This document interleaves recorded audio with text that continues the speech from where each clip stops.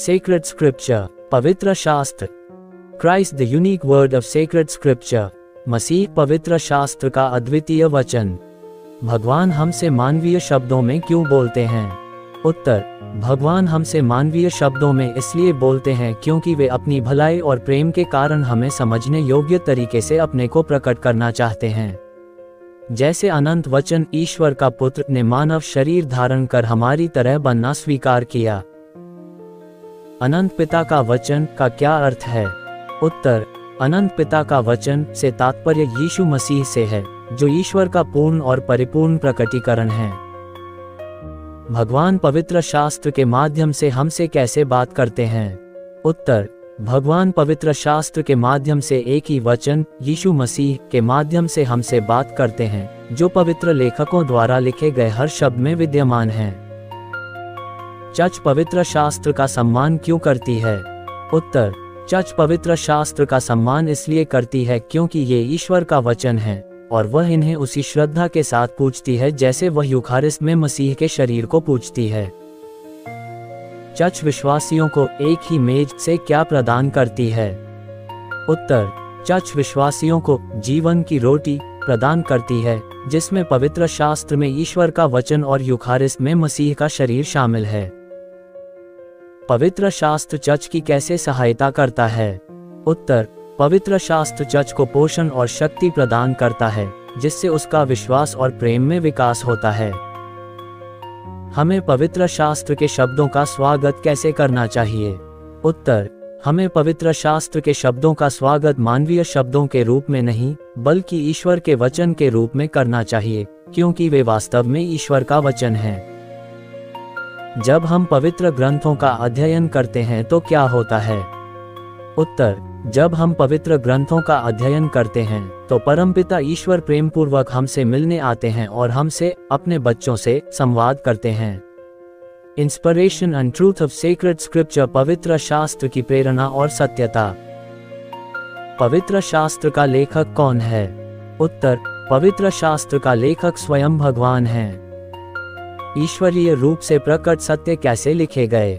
उत्तर, ये सत्य पवित्र आत्मा की प्रेरणा से लिखे गए। कलीसिया पुराने और नए नियम की पुस्तकों के बारे में क्या विश्वास करती है? उत्तर, कलीसिया उन्हें पवित्र और प्रामाणिक मानती है क्योंकि वे पवित्र आत्मा की प्रेरणा से लिखी गई हैं और भगवान उनके लेखक हैं। क्या भगवान ने शास्त्रों को सीधे लिखा? उत्तर, नहीं, भगवान ने मनुष्यों को प्रेरित किया कि वे शास्त्रों को लिखें। शास्त्रों के लेखन में भगवान ने मनुष्यों के साथ कैसे काम किया? उत्तर, भगवान ने कुछ विशेष व्यक्तियों को चुना और उनकी क्षमताओं और योग्यताओं का उपयोग किया ताकि वही लिखा जाए जो भगवान चाहते थे और कुछ भी अधिक नहीं। बाइबल की प्रेरित पुस्तकें क्या सिखाती हैं? उत्तर, प्रेरित पुस्तकें पूरी निष्ठा और त्रुटिरहित रूप से उस सत्य को सिखाती हैं जिसे भगवान ने हमारे उद्धार के लिए प्रकट करना चाहा। पवित्र लेखकों द्वारा लिखे गए सत्य की पुष्टि कौन करता है? उत्तर, पवित्र आत्मा उन सभी सत्यों की पुष्टि करता है जिन्हें पवित्र लेखकों ने लिखा है। क्या ईसाई धर्म पुस्तक का धर्म है? उत्तर, नहीं, ईसाई धर्म ईश्वर के वचन का धर्म है, जो अवतार रूप में और जीवित है। शास्त्र मृतअक्षर बनकर न रहें, इसके लिए क्या आवश्यक है? उत्तर, इसके लिए आवश्यक है कि मसीह, जो परमेश्वर का अनंत वचन है, पवित्र आत्मा के माध्यम से हमारे मन को शास्त्रों को समझने के लिए खोलें। The Holi spirit, interpreter of scripture, पवित्र आत्मा, शास्त्र का व्याख्याकार। पवित्र शास्त्र में मनुष्य से कौन बात करता है? उत्तर, पवित्र शास्त्र के माध्यम से भगवान मनुष्य से एक मानवीय तरीके से बात करते हैं। पवित्र शास्त्र की व्याख्या करते समय पाठक को किस पर ध्यान देना चाहिए? उत्तर, पाठक को यह समझने पर ध्यान देना चाहिए कि मानव लेखकों ने क्या प्रकट करना चाहा और भगवान ने उनके शब्दों के माध्यम से क्या प्रकट करना चाहा। पवित्र लेखकों की मंशा समझने के लिए हमें क्या ध्यान में रखना चाहिए?